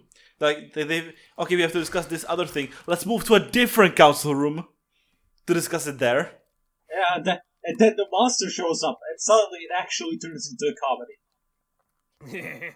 Yeah, where they're like, it's clearly not a living being. Cut to a giant tail in the ocean. Don't worry. If it went online, this creature would surely be crushed under its own weight. It will not be on land. Hey, Mr. Prime Minister. Wait, it has got to the monster in the city. This movie, General loves to do the thing where somebody says something, somebody else says that's impossible. Cut to the thing happening. Yes. And it makes for a good piece of thematic cinema. God damn. Yes. And we're talking about cinema, but I have to commend the editing and the cinematography, where they somehow made fucking boring ass council talks where just people are in a big room just talking, and not have me bored to death. Where the way the camera moves and the way it's edited, it keeps the pace going. It never feels like it's stalling. This is the fastest paced movie about the slowest paced thing ever. It's amazing. It does amazing. it well, so. Yeah, that's what I was saying. Don't you agree, Pep? I think it does it well, even if some others might not agree. I know it's a bit of a controversial. Yeah, the whole first hour is great. I love it. It's like a parody of disaster movies. I mean, what are you talking about, me? Godzilla won every single movie award there ever was. Shin Godzilla won. I mean, I know it won every single movie award, but still, I think on this podcast here, considering there are only two people with opinions here, my one is a bit controversial to Pep's. There are three people. Me, Pep, and his cat. Yeah. She's not here now. She left. Oh, okay, yeah, right, so it's just two. Aww. But yeah, so we should also talk about the characters, even though this is Godzilla movie, so they don't matter. But still, I like to talk about. But the great thing we have about Godzilla movies is like they don't matter, but it's not that they don't matter in a different way that like, other monster movie like human characters don't matter. You know, they don't matter as individuals, but they more matter as the collective. yeah, as matter as the theme of the movie. I mean, you say they don't matter, but I really felt bad for the Prime Minister. Like, yeah, like they are not that deep. Like the deepest character is like we have this 20-something-year-old half Japanese girl that wants to be American president in her 40s. Yeah, good luck with that. Yeah, that's like that. That's the deepest character in the movie. Fucking go. But they're characterized enough where they still feel to me as human. Aside from that, I have a half Japanese American character, which feels like because every single person that is a politician looks like a politician. They look like a normal human being, and then suddenly this fashion magazine model comes in saying she's a politician from America. But home, she's from America. Is it not the standard for American people to stand out anywhere that's not America? Yeah. Good point there. Yeah, it was another thing I do. What I really like about the politicians, the comedy of the politicians earlier, like it felt like silly and dumb, but it felt realistically silly and dumb. Like it's a thing that politicians actually do. Because as I said before, a lot of the satire about the politics is very much in reference to the way the Japanese government dealt with the post-tsunami and Fukushima incidents, and by which they didn't, basically. Which is, as I said, which is the moment Godzilla shows up, half the time, more than like 2/3 of the time they spent, deal with Godzilla is them just going from one room to another to discuss semantics. I mean, like, oh yeah, we have this giant fucking dinosaur lizard walking through town. We have to respond it to fucking get the self-defense force. But this article says we cannot wait. No, but this article says, guys, fucking take a gun, shoot at lizard. How hard is it? I especially love the part where they're like super worried of the collateral damage that will be caused by attacking Godzilla, and then like when they actually attack it, they nail every attack. There's not a single miss one. It's because they were prepared. That's why. Which makes the scene earlier when they're like, okay, we cannot shoot Godzilla, we have to move around, move away, because of 12 people in a random street that we don't know how close even it is to Godzilla even. Also the way we couldn't risk them, not even slightly. Also the way the information is delivered to the Prime Minister. It's like perfectly like, yeah, these guys from the helicopter have to call the squad leader, who has to call the headquarters, who has to call the Ministry of Defense, who then calls the Prime Minister.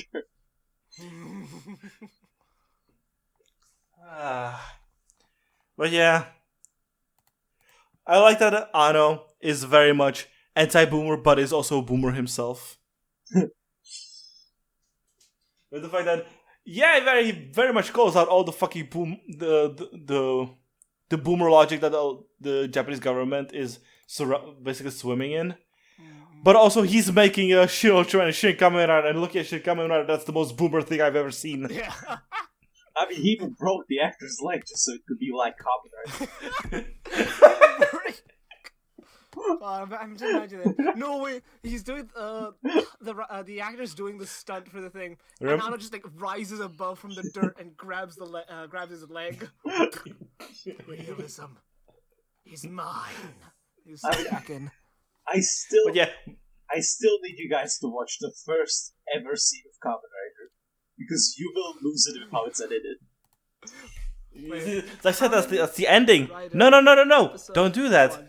Don't do that. I told you that's the end of the podcast. Fine. Remember, we end the podcast by going back to the beginning of the universe. No, that's where we learn how to make fire. But yeah, we've been shitting on the Japanese government, how it's portrayed in the movie, but I still like how In a fucking Godzilla movie and a fucking monster movie, the main characters are the fucking Japanese politics. I mean, it's Fucking classic politicians. Godzilla. Well, even but I'm pretty sure in the classic Godzilla, it was mainly just the scientist man. That was like, you know, the main focal character. Meanwhile, the scientist characters. man in this movie just gets kicked out. Yeah, it's like, okay, we're gonna need fucking science professionals. Get them here. Okay, so that was pointless. Yeah, but then you have the actual Realism. then you have the actual science professional who figured out Godzilla, who doesn't show up in the movie. Yeah. And it's like, wait, it's I like- know how to identify this creature. It's and it's like, okay, here I have all the clues that I've left in the form of an origami. Have fun, losers.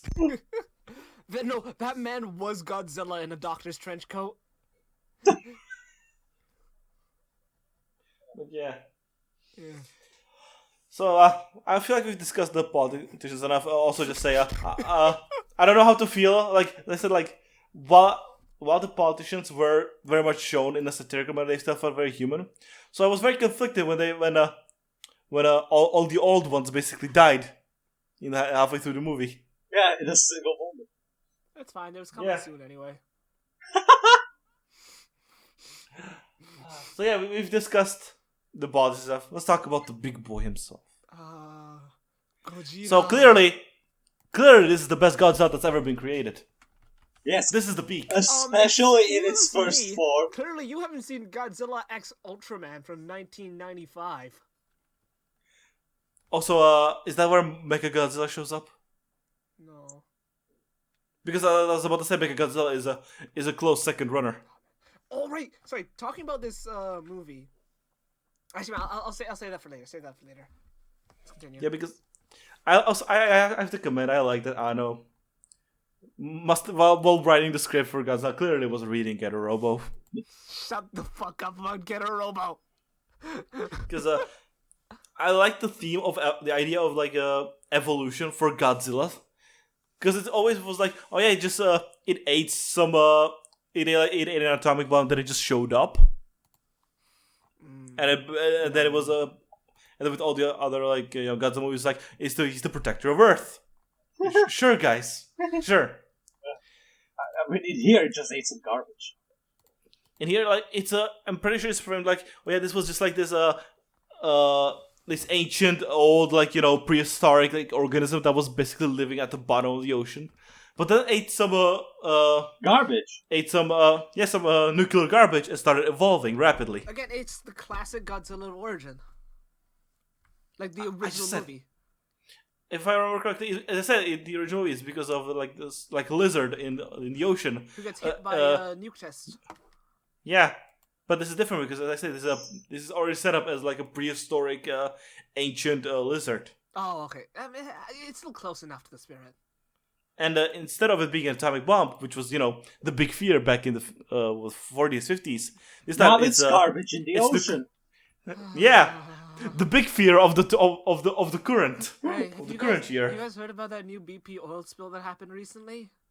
God, stop! Why do you do this? Why do you cause oil spills?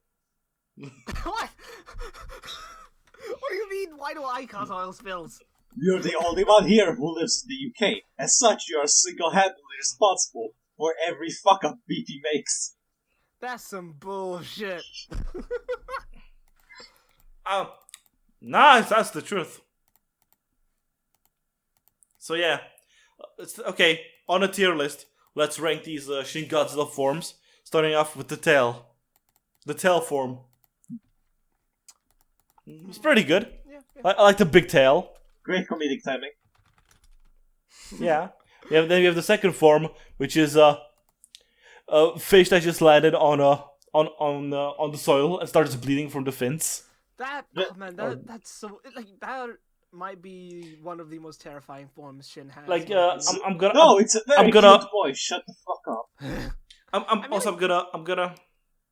gonna kind of use the second and third forms together since the difference is the third form just stands upright. It's also what's it called? Yeah, okay, fair enough. Yeah, But I like I like it because it's the perfect uncanny valley effect of it being too goofy and too terrifying. Oh yeah. The fucking eyes make it. I mean, that and also the leaking blood. Like they Yeah. just don't go together at all, and that makes it so. Ugh. Also, especially like during the scene when the Form 2 Godzilla was rampaging, it was a lot of scenes were very much inspired, basically taken from recordings of the tsunami. Mm-hmm. A lot of like the how it was shot, very much like, oh yeah, here we have here comes Godzilla surrounded by giant cars, forming what looks like a tidal wave. Speaking Clearly, of tidal waves, actually, I feel like they had a way more like direct version of that. So in one of the deleted scenes, they have the way more direct version of that, which is yeah. A lot of the the debris of like the destruction is from practical effects, where they've made basically like what they used to do like small cities where a guy in a suit would stomp on, but instead they made it for isolated areas, and then they would have like a water go through it with some garbage in the water. Of course, and then of course I know that hope. That has been the American stock Godzilla joke for the last 10 years. Man, I sure do love Teen Titans Go to the Movies. But no. This was a bit different because before it was just practical effects. This time they did it like in like a big green screen room, and like only parts of it were practical, like the buildings and the debris in the water were the practical stuff. Everything else was CG. Yeah. Let's be honest though, that's like some flawless CG. Even Godzilla, even though it is all CG, but it's still a guy in a green screen suit that had a big floppy arms, feet, and a hat. But it was still a guy in a green screen that they used to use for Godzilla's animations. In which one? With this one. Oh right, so yeah, this one. And she could, they even said it was an interview that they had shots that were just a guy in a Godzilla suit, but then they cut them out because it didn't look good. Aww. It looked worse. It looked worse than the CG shots. I love technology. Yeah. So talking about CG shots, the deleted scene I was talking about earlier, it's when third form Godzilla is just standing in the middle of a city, and he points down, and it looks like he's about to do the laser breath, but instead of doing Godzilla's signature atomic breath, he just starts vomiting blood. And yeah. Just so much blood, and it creates a tidal wave that pushes around out all these cars around him, and I think there were some planned shots to have people being being basically swallowed up by the blood. Oof. I mean, the movie doesn't actually really show anybody dying. But it has a high body count. Yeah. The closest we have was when Godzilla toppled that one building that we have some shots of people being inside the building. And also then something that later happens in the middle of the movie. Why the halfway point of the movie. Why do you step around that? You can just say it. But the fucking laser destroys the helicopter with the Prime Minister. I was about... Motherfucker! I was about to build up by talking about the fourth form. That, to me, is the perfect Godzilla form. I disagree. I don't think it's the perfect Godzilla form, but it's the perfect Godzilla form for the modern era, I think. No, I just think it's perfect because it keeps enough from the old ones but still having something it's new, and I feel like it makes it much more creepier and much more terrifying. Like the fucking tail. It looks like the tail. It looks like if it was in Resident Evil, it would be if the regular Godzilla was infected by the virus from Resident Evil. Which one? I don't play Resident Evil. I don't either. Yeah, but I know there's more. Yeah, like the tail, like how long it is. Oh, the tail is the best part of the design.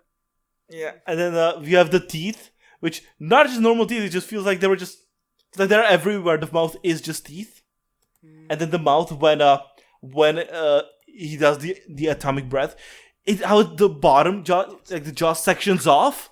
I think the thing is, It's the thing I love about that. I like how it's like, it's not that it splits into two sections. It just sort of like breaks apart and then becomes like, it feels more like a snake unhinging its jaw than like something like you know, like the the xenomorph. How xenomorph Like its jaws like break apart. Because that like, I feel feels too robotic. This feels really weird and natural, you know? like it's like instead of it like normal like a normal jaw, when you imagine your jaw is like just the one bone, this feels like it's two bones. I do want to point out, or to have a more visual comparison shot. Let me find it. It would be a lot closer to the Blade 2 vampires. Blade 2? Oh, yeah. Sorry. Vampires. These. See, that's the thing. I'm happy it wasn't like that. I also want... And I also want to say my favorite part of the design. It's not just, the glowing purple and red parts. Those are cool. But the fact that it still keeps the googly eyes. It still has the googly eyes, even though it's this giant, terrifying form, which adds that extra spice. So unnatural. Have you guys seen the toys for Shin Godzilla? No. No, but I do want to point out, I love the part where even the movie goes that like the mouth of Godzilla is completely impractical. It's just there to be terrifying. It can't actually eat anything with that.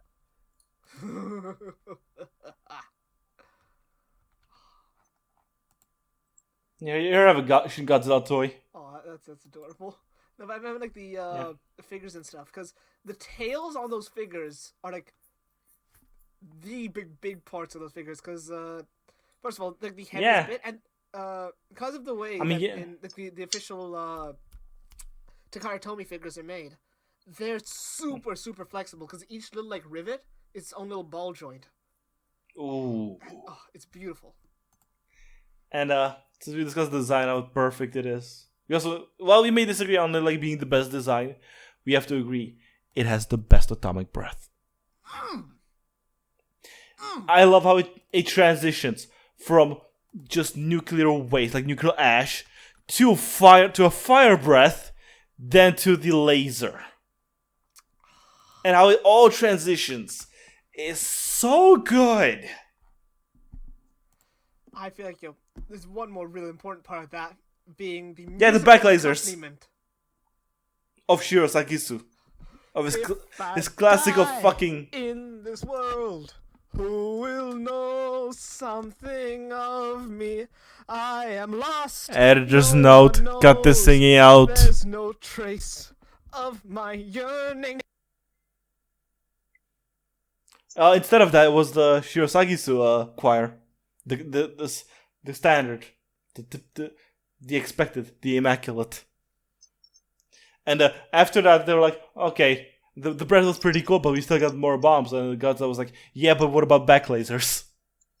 I want to mention, at least for me, when I was watching the movie, the atomic breath came at the perfect timing, because it happened just as I was questioning when we were gonna see the atomic breath.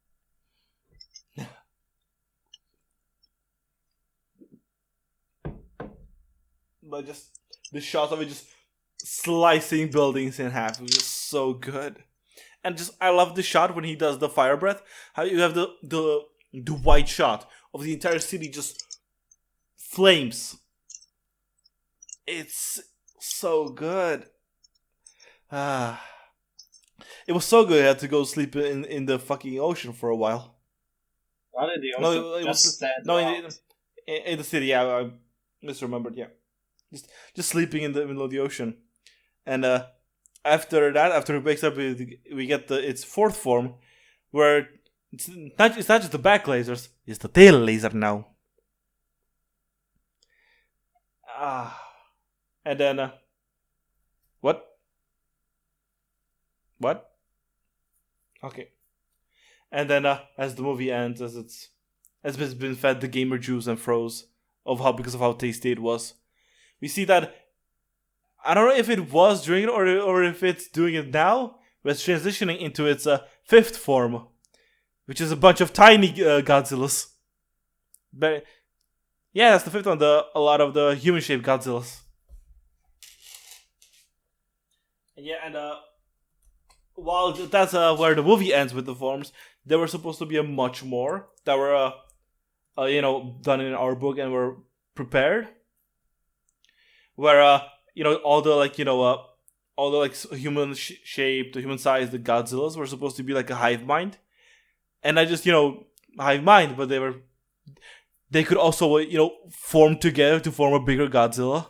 Oh, the big Godzilla. Oh, I've looked this And up then- now, and fuck, this is a terrifying design. And as I was saying before, with the theme of it being endless evolution, eventually the final form of Godzilla would be, the Godzilla is now the universe. Yeah. What? So as I said, Anna was reading Get a Robo. I wonder why fifth forms get went excited. for humans. They don't say in the movie, do they? Good watchers and listeners, get excited for the Get a Robo episode. Good watchers and listeners, please help us. Please. Thank you. I am the headmaster of this circus. Yes. I wrangle all these You animals. mean Ringmaster? Oh, No, headmaster. Ah. oh, Ringmaster is Pep.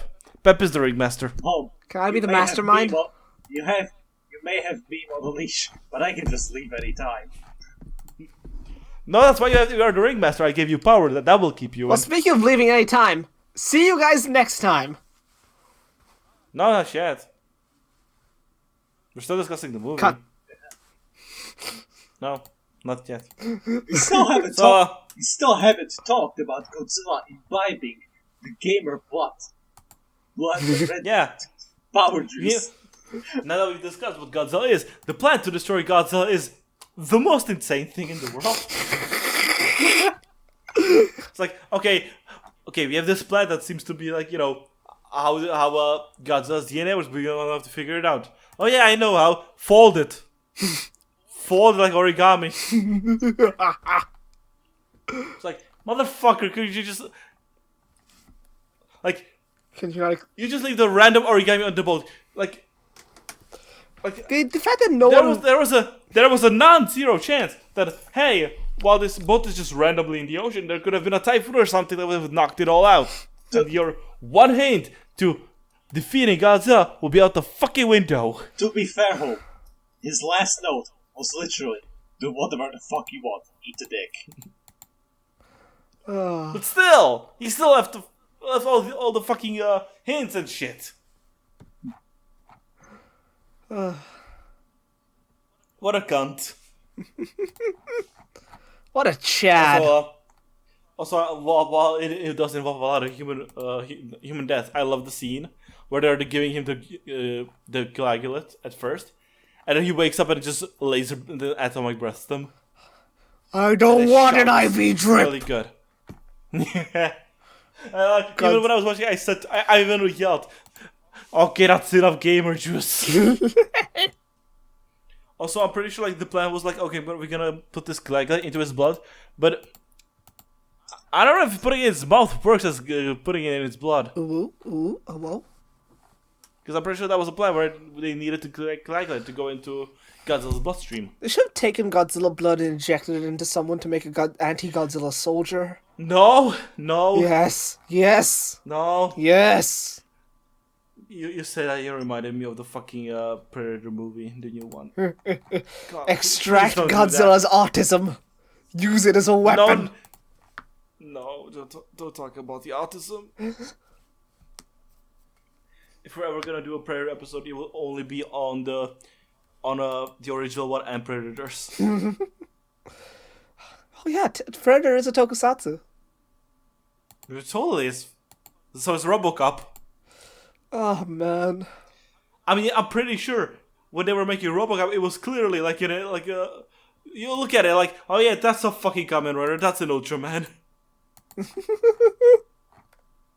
I'm pretty sure that when Virho went and they were making the script for RoboCop, I'm pretty sure that was a clear reference to Japanese tokusatsu. So yeah. Yeah, Yeah, you may be thinking, the second segment was short, because it was delivered on short notice because we didn't plan for the third episode to be Shin Godzilla. Okay, I looked it up. I looked it up. You can deliver blood coagulants by mouth. Oh. Okay. That seems strange, Okay. but yeah. Sure. Yeah. You give them they should have given them that weird drug that's in like every single spy movie. You know, the one that they take and their heartbeat slows to like 0 beats a second, but they're still alive.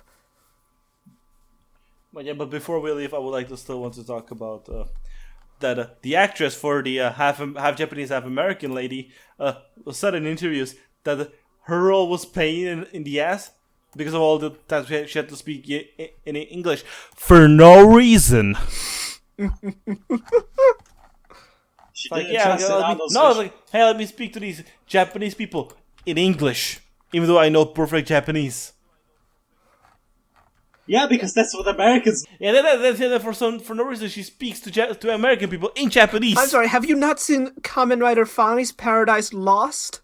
I mean, that guy spoke in English the whole time because his Japanese sucked. Not canonically.